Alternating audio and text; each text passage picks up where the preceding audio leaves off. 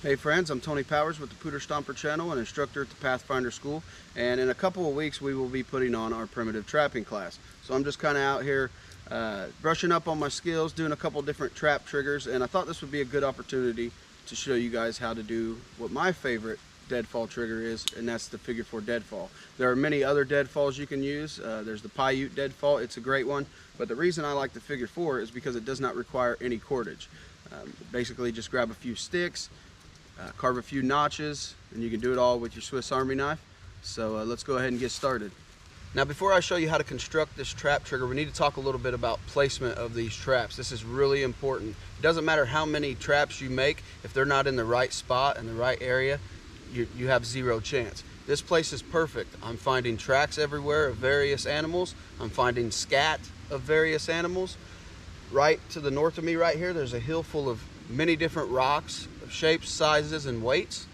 Just to the south of me is a creek, probably about 40 meters that way. So this is a high traffic area for many different types of wildlife. The wildlife is coming down this main trail and they are turning south right here and going about 40 meters south to the creek. Any kind of water, whether it be a pond, a stream, a lake, is always a great place to start looking. Find the trails that are close to that water or leading to that water, and those are always great places to start. So let's find us a rock here and get started on this track. Okay, so in just a few minutes here, I was able to gather everything I need for this. I have a large rock here. This is probably, I'm guessing, about 10 to 12 pounds. I have a smaller, flatter rock, and we'll talk more about that later. And then I cut me up a couple of pieces here of maple.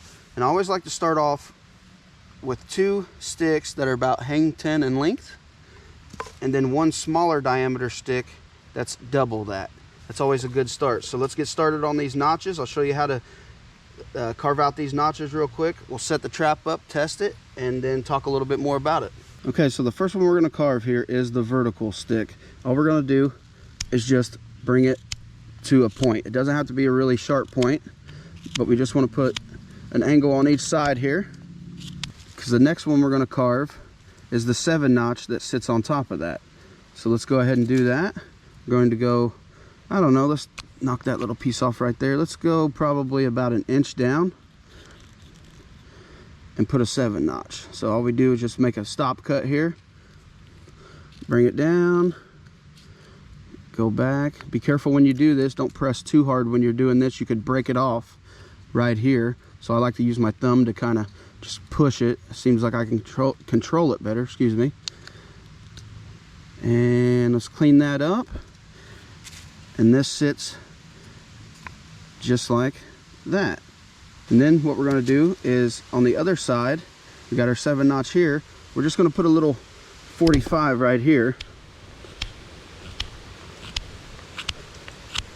This isn't necessary, this is just something I like to do. I feel like it's when the rock is sitting on top of it, it doesn't move as much as if I just leave this complete circle. So I like to just kind of flatten that out. Okay, so now we have our 7 notch and a 45 right here.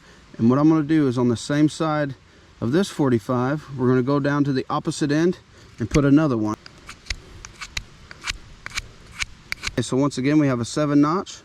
We have a 45 here, and then on the same side we have another 45. So we'll set that down for now. Now we're going to work on our bait stick, and what we need to do, let's go ahead and line them up and look at them and see exactly what we need to do here. So I have these 2 together, and then we're going to put these 2 together right here. So that's about what I want it to look like. So I'm going to put my thumb right here, and then I'm just going to carve another 7 notch.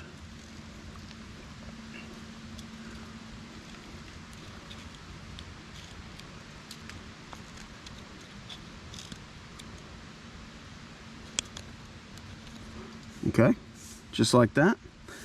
And then on this other end, we're just going to bring this down to a really sharp point, because this is what we're going to stick our bait on. And as you do this, just keep lining them up to see exactly where you want it to go. So right here, let me put my knife down so this is easier to show you perhaps. Just keep lining it up and seeing exactly if you need to make any adjustments. So right here is where that's at. And what I'm going to do is I'm going to need to square off and put a 90-degree angle right here. So we'll go down the side here, and we're just going to flatten this part. Come over here, put a 90 right there.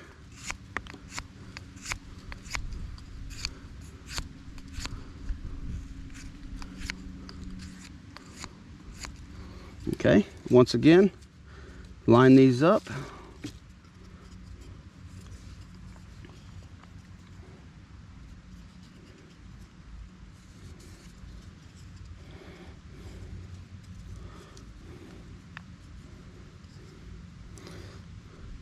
Okay, so I'm going to come down here and grab right where that was, and then what I'm going to do is put a cabin notch right here, or a square notch. So all we have to do is do a stop cut here, come down here, put another stop cut in there. Then usually all you got to do is just take your knife and pop that out. Just like that. We can clean this up just a little bit.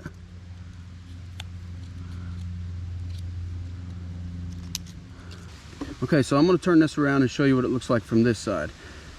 We have this 45 that goes into that 7 notch, and then we bring this over, and this actually locks onto that 90-degree angle. Now, one thing I like to do is come down here, and you don't have to do this. I like to do this. I will come just a little bit down off of this 90 and round this off. And the reason I like to do that is because sometimes when the animal pushes down on the bait stick, sometimes it can catch there and run all the way down before it actually sets. I want it to where as soon as he pushes on that stick, it comes down, and rounding that stick off will actually make it trigger a lot quicker. This is where that flat rock comes into play. We want to make sure that this post stick here is on a solid surface.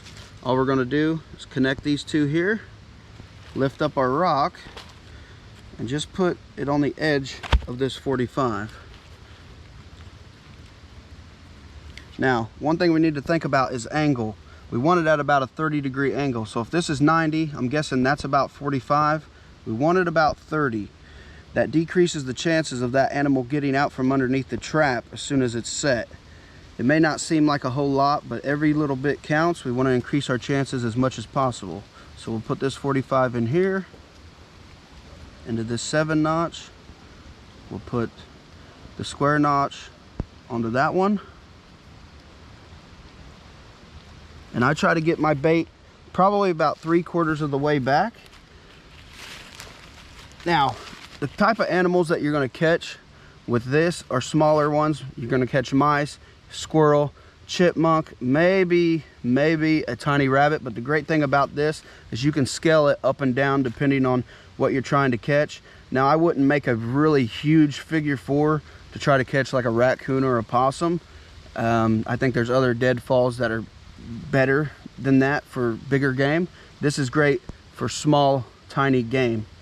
As far as bait goes, you can use frogs, you can use the entrails of a fish, whatever you can find really. Just stick it on the end of here, set it, leave, and then as the animal comes in, they'll hit that, they'll be trapped, and now all of our components have thrown themselves out from underneath. Because if these somehow fall, there's a little gap there that is left, and they could possibly get out. You never know. Is it likely? Probably not, but still, I feel better knowing that all the components of the trap have thrown themselves out, and the only thing in there is the animal. Real quick before I go, there is a couple things we need to talk about when it comes to primitive trapping. One, it's pretty much illegal everywhere. We can't actually leave these traps out and catch animals with them, but these are great skills to know for when you actually need them, because if you're in a real true survival situation, long term, you're not going to care about laws.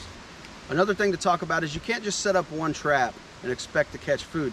You need to set up a bunch of traps, dozens of them, over long distance in the right areas to increase your chances.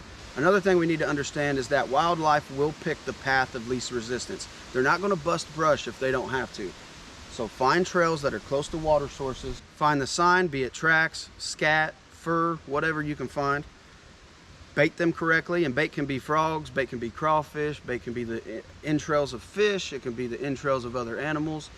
Bait it correctly, have it in the right spot, have many of them set out, and you increase your chances of being able to catch a meal. Guys, I'm Tony Powers. I want to thank you for watching. Be sure to check out my links down below and hit the subscribe button if you haven't already. I truly appreciate it. Till next time, take care. See you on the next one.